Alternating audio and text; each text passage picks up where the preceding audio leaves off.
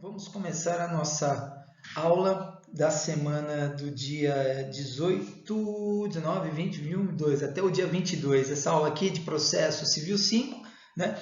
E nós vamos para, já dando início ao término do semestre, né? Já temos essa aula e mais uma aula só, e depois já é a nossa prova, né? Então, estamos terminando aí, finalizando as nossas aulas. Hoje a gente termina de falar sobre os procedimentos especiais de jurisdição contenciosa, né? A semana que vem nós vamos abordar os procedimentos de jurisdição voluntária e encerramos então o nosso semestre contemplando toda a matéria do jeito como eu tinha prometido para vocês, né? Foi um semestre bastante extraordinário, né? Bastante incomum, mas estamos conseguindo fazer, né? Bom, então, dando prosseguimento aos nossos procedimentos especiais de jurisdição contenciosa, nós vamos falar hoje, então, da habilitação, tá? Dando com esse procedimento, iniciando o finalzinho agora dos nossos procedimentos especiais, a gente vai falar, então, do procedimento especial de habilitação. Eu ia comentar que a partir de hoje eu vou entrar ao vivo com vocês, fazendo aqueles plantões de 1 hora no horário que nós estivéssemos em aula. Eu acabei esquecendo, mas fica valendo aqui a dica, tá? Muito bem. Bom, é o seguinte, é muito comum pessoas que promovem ações, né, elas falecerem durante o procedimento, né? Então, às vezes a pessoa entra com uma ação de indenização, às vezes a pessoa entra com uma ação previdenciária, às vezes a pessoa entra com uma ação indenizatória, que eu acabei de falar e tal, né? E às vezes essas ações, ou elas são muito longas, ou a vida que a pessoa tem, o autor ou o réu, a vida acaba sendo muito curta. De toda forma, a habilitação vai se adequar toda vez que, por falecimento de qualquer uma das partes, seja autor, seja réu, os interessados tiverem que se habilitar no processo para se suceder, né, para suceder essa pessoa falecida no processo, né? Então, geralmente, são seus herdeiros. Geralmente são seus herdeiros. Não necessariamente, porque às vezes a pessoa pode não ter herdeiro, mas pode ter credores, né? Então essas pessoas são interessadas e elas podem se habilitar. Então a ideia de habilitação como procedimento de jurisdição voluntária, de jurisdição especial contenciosa, tem esse caráter, né?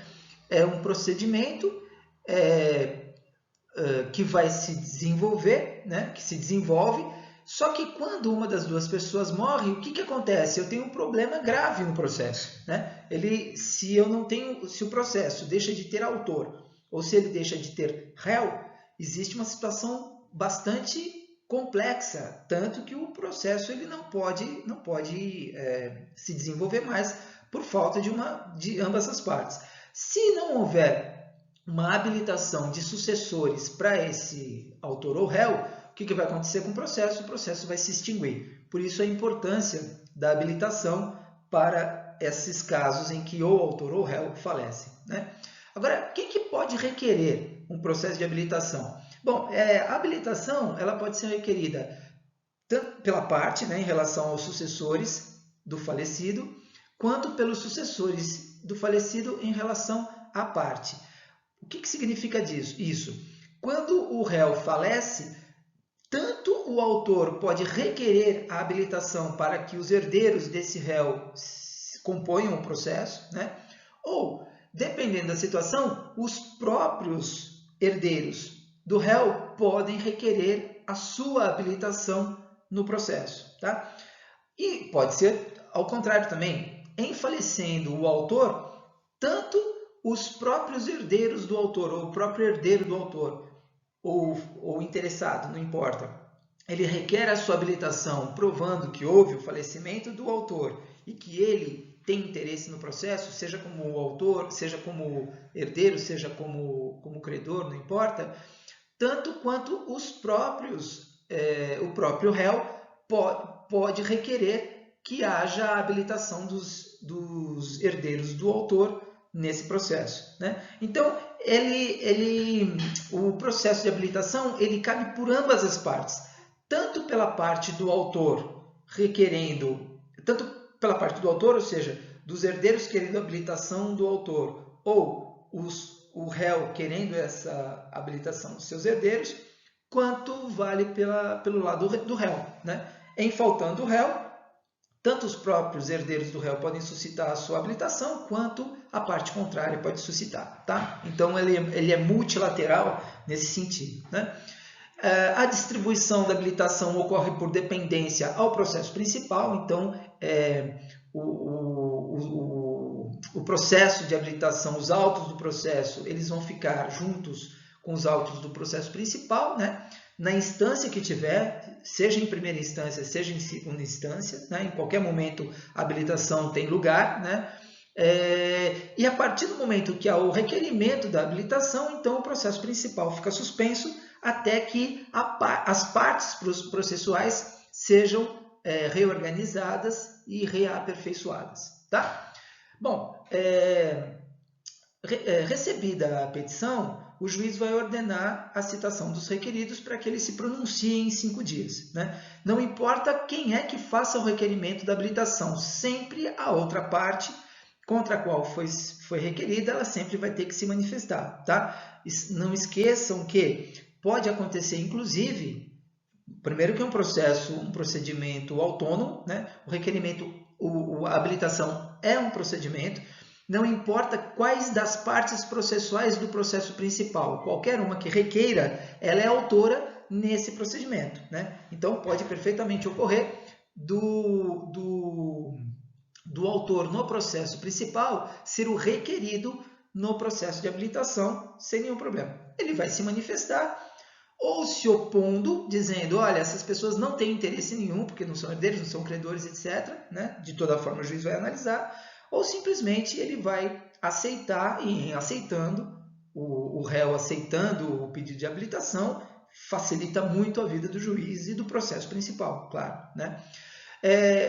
O procedimento de habilitação ele tem que ser muito rápido, porque o objetivo é só recompor as partes processuais para o processo principal seguir em frente, né? Então, o juiz ele vai decidir o pedido de habilitação imediatamente. Ele vai ouvir ele dá o prazo de 5 dias para o réu se manifestar.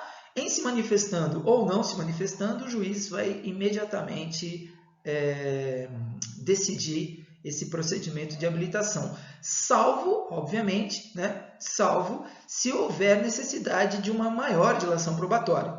Se houver a necessidade de maior dilação probatória, obviamente que o juiz não tem o que fazer, ele vai ter que requerer ou perícia, ou testemunha, não importa, né? Mas, geralmente, as provas apresentadas na habilitação, elas são contundentes, elas provam tanto o falecimento do autor ou do réu, não importa, quanto a condição de interessado daquela pessoa que vai substituí-lo no processo, tá?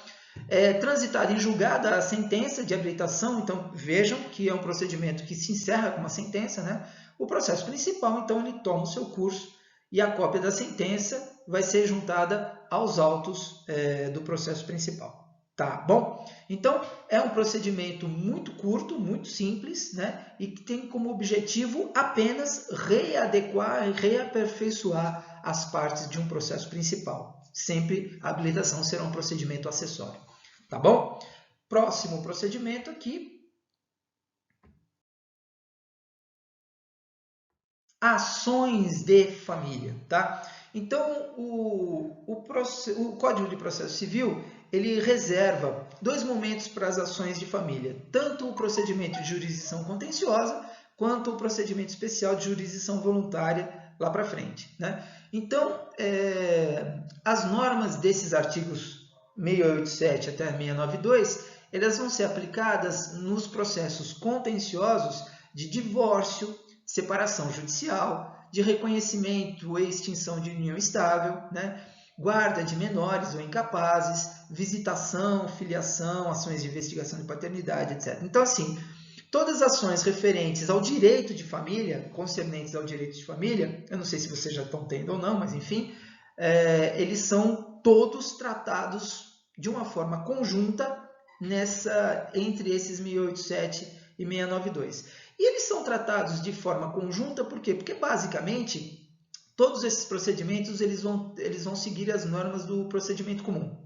Basicamente eles vão seguir o procedimento comum como um procedimento, né? Como devido processo legal. No entanto, por se tratarem de ações de família, eles vão ter um tratamento especial quanto à tentativa sempre da conciliação, sempre de uma solução amigável nessas situações, né? Então, assim, nas ações de família, o próprio código expressamente vai dizer que todos os esforços serão empreendidos para a solução consensual da controvérsia, né? E o juiz ele tem que se auxiliar, né, de profissionais de outras áreas de conhecimento, como psicólogos, assistente social, etc., para sempre buscar a mediação e a conciliação entre os litigantes, não importa qual categoria seja da ação de família, né? Tanto é verdade que é possível a suspensão do processo enquanto os litigantes estiverem se submetendo a uma mediação extrajudicial, né? Ou mediação extrajudicial ou atendimento multidisciplinar, porque às vezes tem psicólogos, às vezes psiquiatras, às vezes mesmo sociólogos, como que é? Assistentes sociais, enfim, profissionais, né, de várias áreas, sempre no sentido de trazer uma maior harmonia para aquela situação familiar, seja de divórcio, seja de separação, seja questões de filiação, etc., né? Bom, de toda forma, nós não podemos esquecer que o início, o start desse procedimento é contencioso. Se é contencioso, alguma das partes vai promover uma petição inicial. O juiz ele vai receber a petição inicial, não importa de qual procedimento seja, divórcio, separação, alimentos, guarda, não importa, mas ele vai citar o réu, para que ele compareça não à audiência de instrução e julgamento, mas à audiência de mediação e conciliação. É um caso em que o juiz direciona primeiramente para a mediação e conciliação, né? Essa audiência, seja de conciliação, seja de mediação, tem autorização legal para que ela possa ser cindida em quantas audiência só cindida, porque ela é uma só, né? Mas em quantas partes forem necessárias, né? Até que seja possível a solução consensual, né? Então, assim, quando vocês militarem na área de família, vocês vão perceber como o juiz e os mediadores e conciliadores eles batem o pé, mas batem o pé para que haja conciliação. Só em último caso, quando eles percebam que não há mesmo menor possibilidade de acerto, de pacto consensual entre as partes, só aí que eles seguem o trâmite contencioso. Agora, se não for realizado, se não se chegar a nenhum acordo, então aí o procedimento deixa de ser procedimento especial e vai para o procedimento ordinário. Então ele vai seguir aquele procedimento que vocês estudaram de petição inicial até a sentença, considerado procedimento comum, tá bom? Muito bem, então, quando o código, na parte do seu procedimento especial, fala sobre ações de família, é só focando realmente na tentativa de conciliação, de uma solução consensual entre as partes, tá? Próximo. Bom, a ação monitória. Na realidade, a ação monitória ela tem uma característica muito próxima. Ela é meio híbrida, né? Porque ela tem uma característica muito próxima à ação de execução por título extrajudicial e, no final das contas, ela também tem características do cumprimento de sentença, né? Então, só é mais fácil a gente entender a ação monitória quando a gente já sabe, já conhece a ação de execução. Por que eu estou dizendo isso? Porque quando a gente estuda ação de execução, quando a gente tem um título executivo extrajudicial na mão já vencido, né, e que é possível de ser cobrado judicialmente, o que eu tenho nas mãos? Eu tenho o título certo, líquido, certo e exigível, né? Então, as características básicas de um título executivo extrajudicial, cheque, nota promissória, contrato assinado com 2 testemunhas, títulos de crédito de um modo geral, escrituras públicas e tal. Esses títulos executivos extrajudiciais, eles têm como característica básica o fato deles serem certos, né? Existe realmente eles comprovam a existência de uma obrigação, eles são líquidos, ou seja, é fácil de identificar qual o valor daquele negócio, daquele pacto contratual, e também ele é exigível no seguinte sentido, que havia um prazo para que a parte obrigada se cumprisse com a sua obrigação e ela não se manifestou e nem cumpriu com a obrigação. Então, é a partir desse momento que o título executivo, ele também, além de líquido e certo, ele passa a ser também exigível, né? Quando eu tenho um título assim, um título executivo exigível, né? Então eu vou pela via da execução. Então, a via da execução, seja por quantia certa, seja por obrigação de fazer ou não, ou se abster, seja pela obrigação de entregar determinada coisa, é um procedimento satisfativo, ou seja, não há nada de conhecimento, né? Não é um processo em que eu vou levantar dados para se saber se existe mesmo a obrigação, qual que é o valor da obrigação, se realmente a outra pessoa pagou ou não. É necessário, às vezes, levantar testemunhas, perícia, documentos em geral e tal, para se chegar à conclusão. E aí, em se chegando à conclusão de que a dívida existe, isso é publicado numa sentença, e aí é a sentença que é cumprida.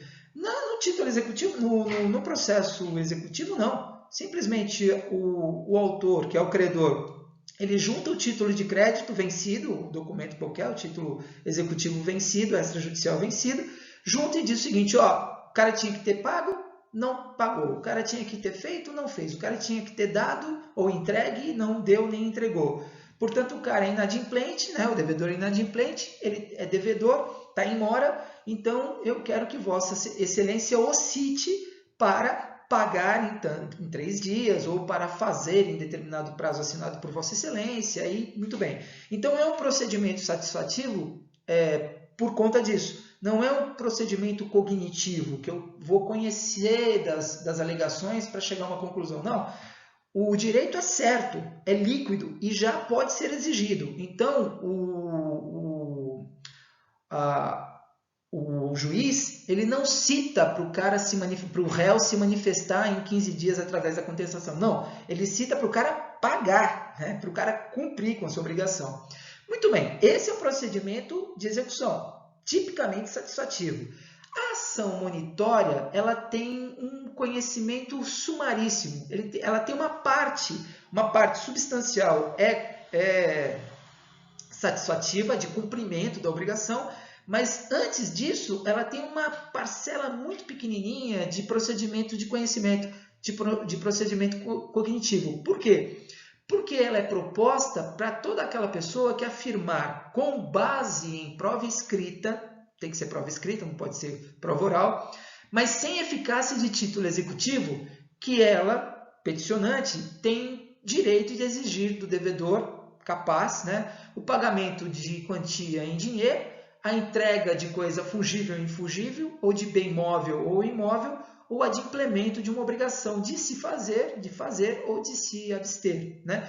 Então, reparem que o conceito da ação monitória ela é muito próxima do conceito de uma ação de execução, em quaisquer uma das obrigações. No entanto, qual que é a grande diferença entre o processo de execução e a ação monitória?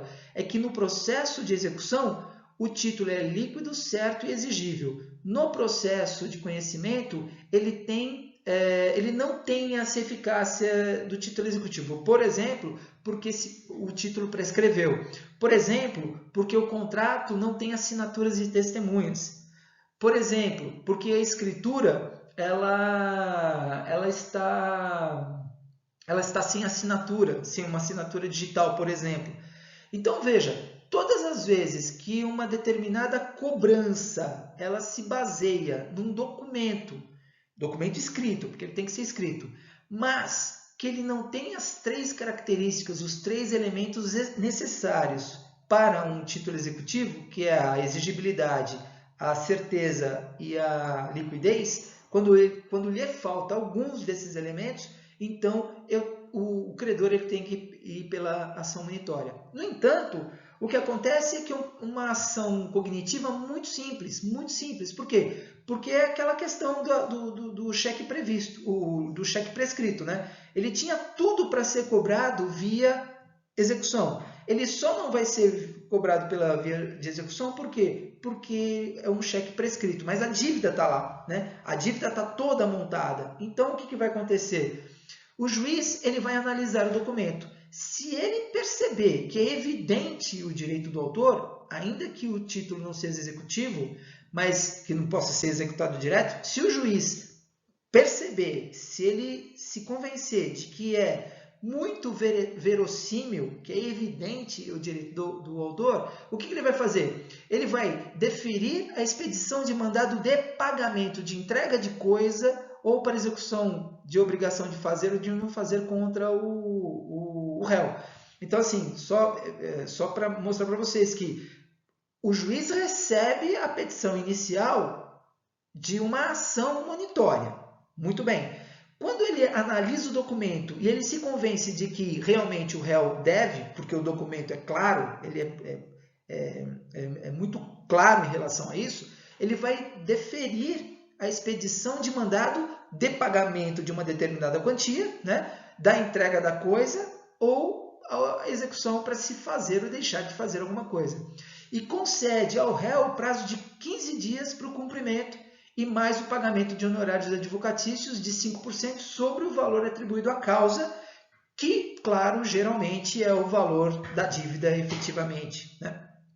E ainda mais, se o réu ele cumprir exatamente com o mandado, do jeito que foi expedido pelo juiz, ele ainda fica isento do pagamento das custas processuais se ele fizer esse cumprimento. Então, veja, até a própria lei, ela facilita a vida e dá um estímulo para o réu para fazer o cumprimento rápido da sua obrigação, né? De acordo com a forma que foi requerido pelo autor e deferido pelo réu, né? Então, a diferença entre ação monitória nesse sentido e ação de execução por quantia certa, por execução por título executivo extrajudicial é muito próximo.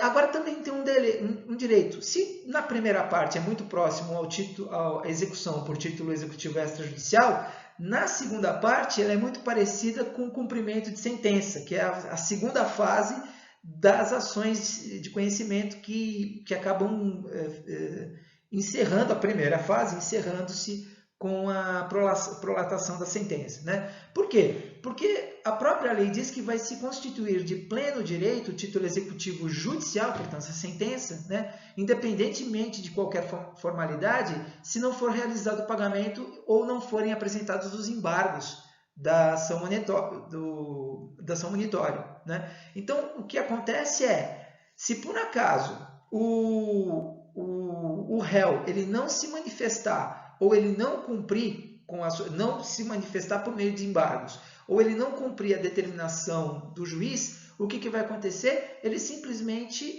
vai constituir por meio de sentença, que tem caráter de título executivo judicial, é a sentença, ele vai simplesmente acertar o direito do autor, né? Ele vai reconhecer o direito do autor por meio de sentença essa que passa a ser um título executivo judicial. Como ele decide por meio de sentença, o que vai acontecer? Essa sentença, esse título executivo judicial, agora sim, terá todos os requisitos necessários para o cumprimento da sua sentença, né? Ele é líquido, ele é certo, ele é exigível e, mais ainda, ele é expedido por uma autoridade judicial, né? Então, ele passa a ter as características e as qualidades que aquele documento inicial não tinha, né? Então, agora, o que vai acontecer? A partir do momento que a ação munitória chega à sua sentença, o que vai ocorrer são os procedimentos inerentes ao cumprimento da sentença. De toda forma, a ação munitória tem características de execução extrajudicial e depois de cumprimento de sentença, que nada mais é do que uma execução, procedimento executório judicial, tá? O réu, ele sempre poderá responder e ele sempre responderá por meio de oposição de embargos, né? Então, a resposta do réu em ação munitória, ela tem inclusive a mesma natureza jurídica da resposta do réu nas ações de execução extrajudiciais, que é, ele não contesta, ele simplesmente opõe embargos à ação, nesse caso, a monitória. Da mesma forma como lá ele poderia opor embargos à execução, aqui ele opõe embargos à ação monitória. E aí, independentemente de prévia segurança do juiz, ou seja, ele não é obrigado a fazer nenhum depósito em dinheiro ou alguma caução para segurar o juízo, ele pode opor sempre dentro dos próprios autos e em 15 dias ele pode opor os seus embargos sem nenhum problema e a ação vai seguir até o seu término. Geralmente, provavelmente, confirmando o direito pleiteado pelo autor. Tá bom? Muito bem. Então, ação munitória também um procedimento simples. Próxima. Olha só, homologação do penhor legal. Mais um procedimento bastante simples previsto no Código, e aliás previsto no Código desde o Código de 73. Então, olha só, eu não sei se vocês já estudaram, na realidade vocês acabaram de estudar comigo o penhor, lembre-se, puxa, isso aqui vai nos ajudar bastante. Então, assim, nós acabamos de ver nas aulas passadas, duas ou três aulas passadas, não sei, os estudos sobre os direitos reais de garantia. E dentre os direitos reais de garantia, lá em direito civil, nós vimos o penhor, né? Tinha a hipoteca, a anticrese e o penhor. O penhor ele é convencional, a regra geral é de que ele seja convencional, mas o penhor pode ser também um penhor legal. É aquele penhor independentemente de pacto, né, de pacto contratual, e que é imposto pela lei, ou previsto pela lei. E quando que o penhor é legal? O penhor legal ele é dado em favor de todos os hospedeiros, fornecedores de pousada, donos de hotel, de motel, restaurantes. Esses proprietários, né, de restaurantes, motéis, hotéis, pousadas, não importa, eles têm o penhor legal sobre bagagens, bens móveis, joias, dinheiro que os seus consumidores ou fregueses tiverem consigo no momento da apreensão pelas despesas ou consumo que eles fizerem e que não pagaram. Então é isso, né? Então o cara vai lá, almoça com a família, tá tudo na hora de pagar, cadê o dinheiro? Não tem. Qual que é o direito que tem o gerente? Ele vai lá e pega a bolsa da mulher, pega a mala do cara, pega o notebook, pega o celular. Então, ele tem direito a se assegurar do crédito que ele passa a ter pelo inadimplemento do seu freguês, pelo comensal, pelo hóspede, enfim, né? Para que ele tenha uma garantia de que esse hóspede, de que esse cliente do restaurante, do bar, etc., do motel, ele vai fazer o pagamento da sua dívida. A ideia é essa. Então, é o seguinte, essa apreensão prevista lá no Código Civil, ela é uma apreensão legal, né? Perfeitamente amparada pela lei. Mas, para que ela possa continuar sendo legal, é necessário uma homologação judicial ou extrajudicial desse penhor. Então, assim, não é o gerente do restaurante ou o proprietário do hotel ou do motel chega lá e apreende a bagagem do cara. Não, não é só isso.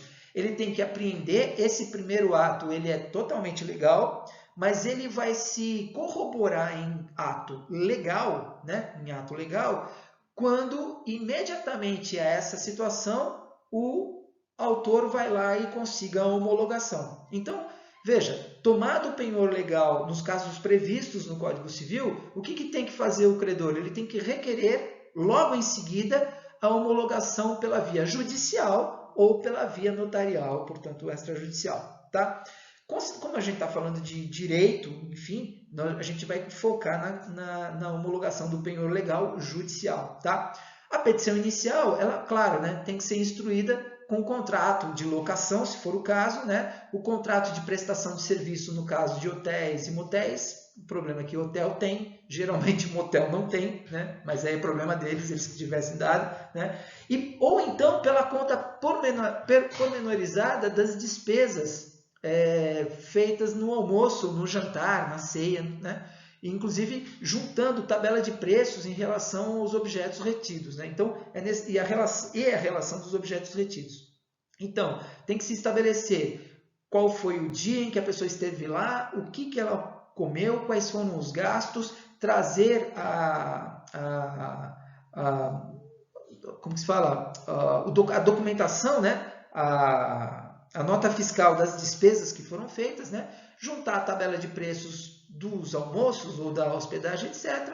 E mais também fazer uma relação dos objetos que foram retidos pelo autor para garantir o cumprimento da obrigação do réu. Tá?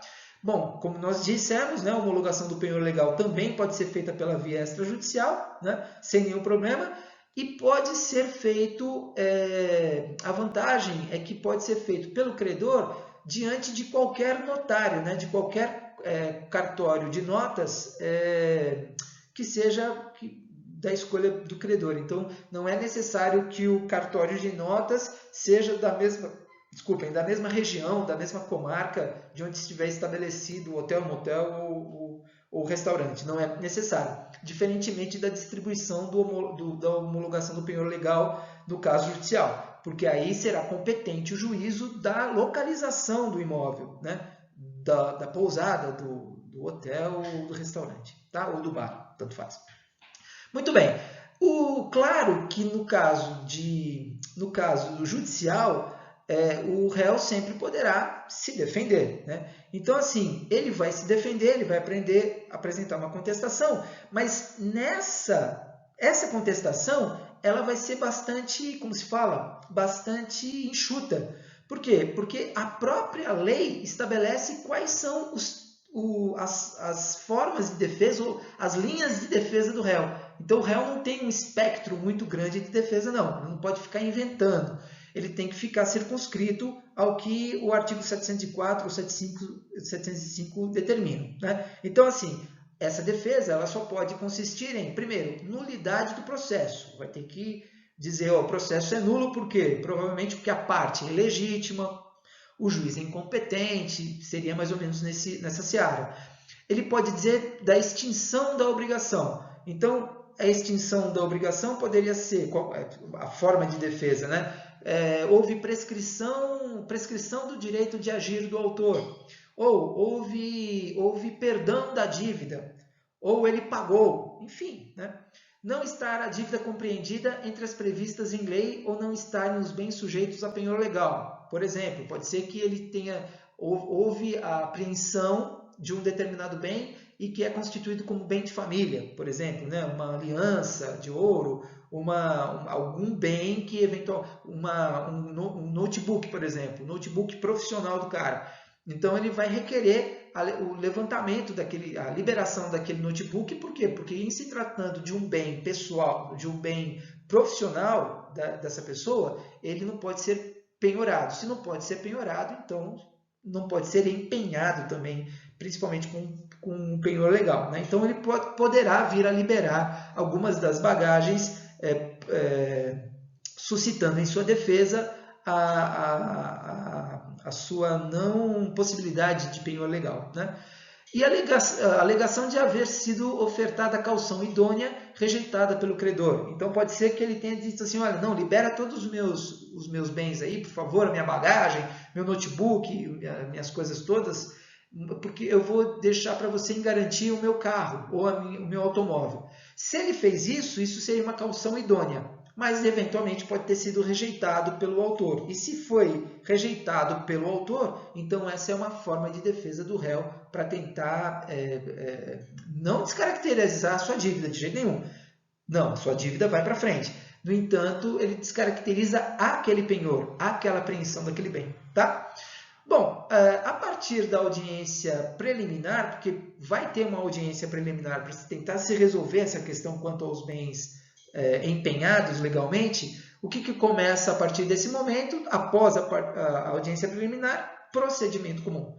Né? Então, aí saímos do procedimento especial e vamos lá para trás no procedimento comum. Né? Homologado judicialmente o penhor legal, o que vai acontecer? Vai se consolidar a posse do autor sobre o objeto. Né? Agora, se for negada a homologação, o objeto será entregue ao réu. Vejam que não se discute em nenhum momento aqui a dívida. O procedimento de homologação do penhor legal tem como único objetivo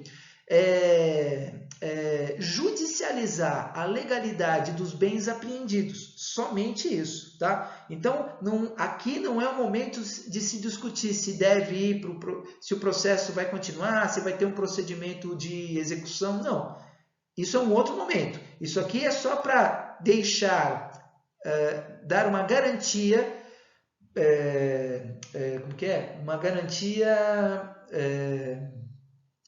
reconhecida legalmente e judicialmente de que aqueles bens que pertencem ao réu vão ficar em penhor legal, de forma legal e de forma reconhecida para o autor, para ele fazer o que ele bem entender. Muito provavelmente, ele vai entrar com uma ação de execução por quantia certa, se for o caso. Né? E aí, entrando com essa ação de quantia certa, ele vai apresentar um rol, né, dizendo que aqueles bens que agora estão na posse dele são os bens que, eventualmente, deverão ir para leilão, e vai ser leilão, porque os bens são móveis, né, para eventual satisfação do credor. Tá? Então, uma coisa que é importante quanto à homologação do penhor legal, não é uma ação de satisfação do crédito do autor. Não. A ação de satisfação do crédito do autor é uma segunda fase que tem início aqui. A segunda fase é da ação de execução propriamente dito. Aqui, a homologação do penhor legal tem como objetivo tornar documentalmente legal a posse de natureza pignoratícia de determinados bens que lá atrás foram previamente apreendidos graças à previsão do Código Civil que permite aos proprietários de hotéis e de restaurantes fazer essa apreensão. Como eles não podem ficar com esses objetos sem nenhum título, eles não podem, eles têm que ter um título para segurar aqueles bens. Esse título documental e judicial é dado por meio da homologação do penhor legal. Tá? Nada impede que, de repente, na hora que o réu perceber, a coisa está ficando muito séria mesmo, nada impede que ele vá lá no hotel, motel, restaurante, pague a sua dívida, de acordo com a atualização monetária, multa, não importa, ele pague essa dívida, e aí, em pagando a dívida, o credor ele pode liberar de forma voluntária esses bens para o débito. Né? Documentando essa transação, está tudo certo, nenhum problema. Tá bom? Muito bem, próxima tela. Regulação de avaria grossa. Isso aqui, na realidade, é um procedimento inédito no Código de Processo Civil. Ele não era previsto no Código Processual Civil anterior. Né? Ele aparece aqui pela primeira vez no Código de Processo Civil de 2015.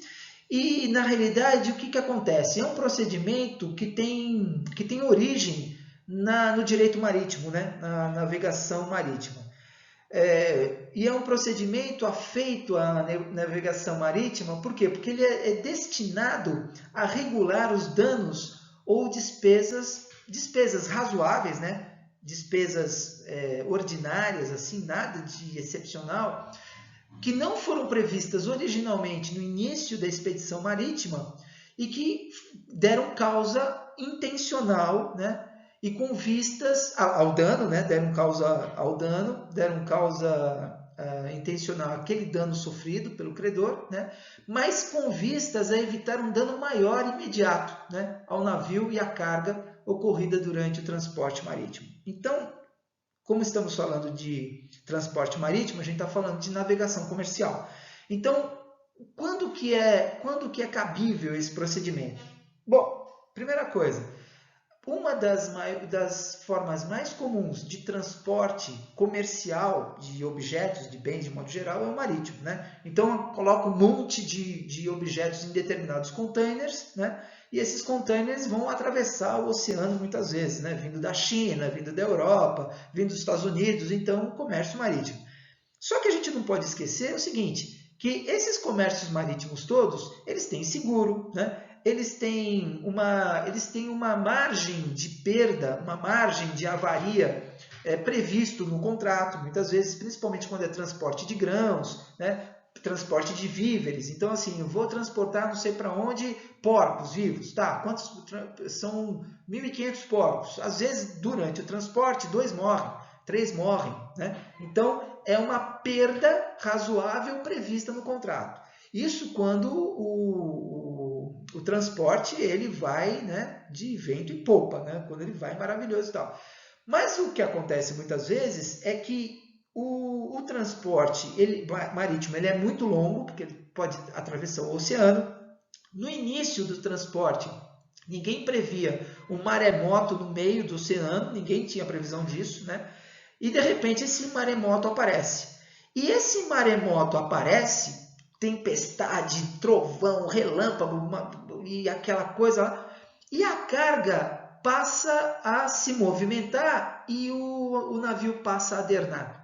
E aí o que acontece? Numa situação dessa, o navio vai adernando, as cargas lá em cima vão se movimentando e aí os responsáveis, o capitão e os responsáveis pelo navio, eles se veem obrigados a intencionalmente jogar ao mar alguns containers. É um exemplo que eu estou dando. E aí eles cortam lá as cordas, as amarras, etc., e liberam uma parte do peso do navio para que o navio todo não vá para o fundo do mar. Então eles são obrigados intencionalmente a se livrarem de alguns containers para que, principalmente aqueles que se deslocaram e passaram a desestabilizar o navio, então eles são obrigados a se livrar, né, a dispensar esses containers, perder esses containers, justamente para que o próprio navio não seja totalmente perdido e o prejuízo não seja bem maior, né? Isso é avaria grossa. Então, quando acontece isso, o direito marítimo ele prevê o nome de avaria grossa. Então, veja, é um prejuízo causado intencionalmente, né? Mas para evitar um prejuízo maior, que se não fosse esse pequeno prejuízo, poderia ser muito maior, inclusive para a própria pessoa que foi prejudicada. Porque, por exemplo, o próprio comprador, ele tem lá 20 containers, ele perde 4. Mas se não fosse a perda desses 4, poderia ser que ele tivesse perdido todos, né? Então, de toda forma, o que se tem é isso. Claro que quando ocorre uma situação imprevista como essa, o regulador de avarias, que é o responsável para fazer a perícia sobre os bens que foram perdidos, a avaliação sobre os bens que foram perdidos, etc., muitas vezes essa pessoa ela não é previamente escolhida, né? Era uma coisa imprevista, ocorreu num país que não costuma ter esse tipo de situação e ocorreu lá, e ninguém tinha previsto a possibilidade de ocorrer um prejuízo deste concernente à avaria grossa. É aí que entra a regulação da avaria grossa, previsto entre os 707 e os 711. Quando não existe um consenso acerca da nomeação de um regulador de avarias, de um perito que vai fazer o levantamento do valor dessas avarias, o que faz o juiz de direito da comarca do primeiro porto onde o navio houver chegado? Ele vai ser provocado por qualquer uma das partes interessadas, ele vai nomear um perito, né, um regulador de avarias de notório conhecimento da área e de confiança dele, né, E, claro, ele vai declarar justificadamente se os danos são passíveis de rateio na forma da avaria grossa, considerando que, em havendo avaria grossa, as duas partes, comprador e vendedor, eles acabam rateando entre si os seus prejuízos, né? Então, o procedimento de regulação de avaria grossa, ele cabe toda vez que não houver consenso entre os interessados, né? Entre os proprietários, comprador, vendedor, etc., daquele material perdido, toda vez que não houver consenso sobre quem vai fazer a regulação dessa avaria. Aí o juiz da primeira comarca, onde da comarca da primeira cidade que ele aportou, desde que seja dentro do território nacional, claro que a gente está falando de uma legislação nacional e para questões nacionais, então o juiz aqui vai nomear um regulador da confiança dele. Tá bom? Muito bem. Próxima, e se não me engano, última tela, restauração de autos. Isso é bastante comum, tá? Por mais interessante ou por mais esquisito que seja, é comum. Então, veja, muitas vezes, autos processuais se perdem. Hoje, com menos frequência, graças ao processo digital, mas mesmo assim, de vez em quando, tem um processo que se perde no meio do sistema do tribunal, dos tribunais por aí, né? Então, veja, quando houver a perda de um auto, veja, o processo jamais se perde. O que se perde é a base física ou a base tecnológica, onde estão os documentos digitais ou reais físicos desse processo. Então, é isso que se perde. Então, o que acontece? Quando ocorre isso, as partes, tanto o próprio juiz, quanto qualquer uma das partes, quanto o Ministério Público, quanto qualquer interessado, poderão requerer a restauração de autos.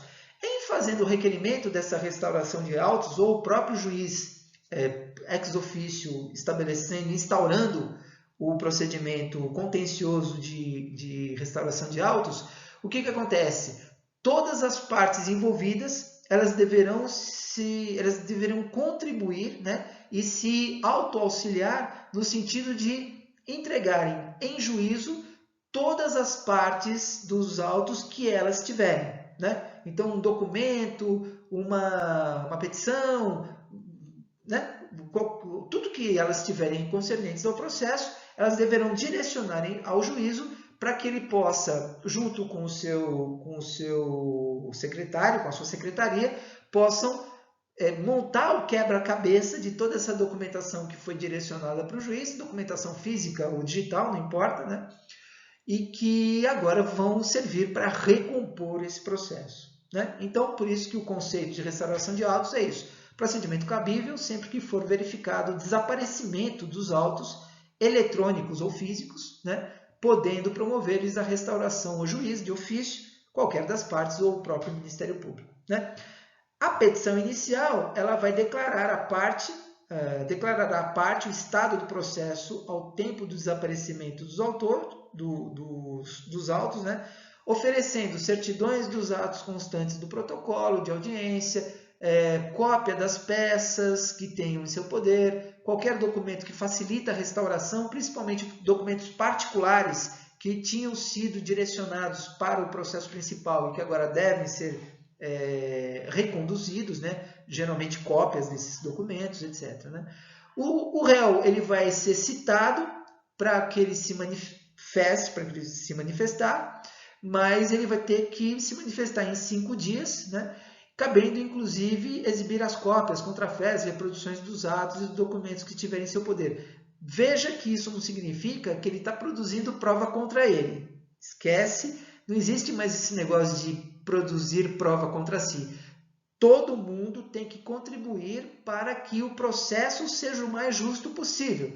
Então, quando o réu ele apresenta documentos que vão compor um processo, ou recompor, restaurar um processo que corre contra ele, réu, ele não está fazendo prova contra si. Não, ele está contribuindo para a recomposição do processo, que depois vai ter a sentença mais justa, pelo menos é o que se espera, né? Muito bem. Se a perda dos autos tiver ocorrido depois da produção das provas em audiência, sabe o que o juiz vai ter que fazer? Ele vai ter que repetir tudo. Então, o que acontece? o procedimento já está na fase de instrução, quase próximo do julgamento. Todas as provas orais foram efetuadas, né? Depoimento pessoal e os testemunhais, está tudo certo. E aí se perde o processo, se perde. Se for físico, pior ainda. Se for eletrônico, ainda tem uma chance de lá no meio, lá os técnicos recomporem. Mas se provar que é impossível recuperar aquela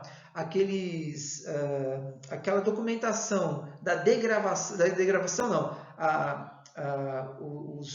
os autos, né, de depoimento pessoal, etc., de testemunhas, vai ter que ser feito tudo novamente, infelizmente, né? Muito bem. Julgada a restauração dos autos, quer dizer, na hora que o juiz perceber que os autos foram recompostos até o momento em que eles foram perdidos, maravilha, dá-se prosseguimento ao processo, tá? E outra coisa, quem houver dado causa ao desaparecimento dos autos vai responder pelas custas da restauração, pelos honorários de advogado da parte contrária, isso sem prejuízo de responsabilidade civil por danos materiais e morais e também responsabilidade penal em que incorrer, né? Então, se ficar provado dolo, às vezes culpa, né? Mas às vezes dolo, às vezes o falido, o executado, o réu, ele faz de propósito, ele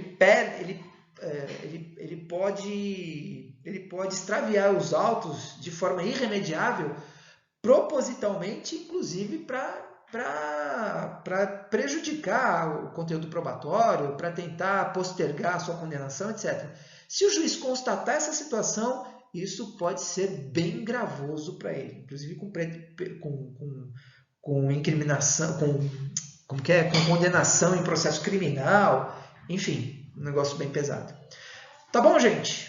Muito bem, então. Então, com essa tela, nós encerramos a parte de procedimento de jurisdição contenciosa, tá? Então, nós conseguimos encerrar com a aula de hoje todo o conteúdo de procedimentos especiais de jurisdição contenciosa e a partir da semana que vem, nossa última aula antes da prova, nós então vamos falar sobre os procedimentos especiais de jurisdição voluntária, tá bom? Vou postar isso para vocês, daqui a pouco já deve estar postado para vocês, e por volta das 19 horas, então, eu entro ao vivo com o plantão de tirar dúvidas. Quem quiser, fique à vontade, eu fico lá à disposição das 19 às 20 horas, de plantão para vocês.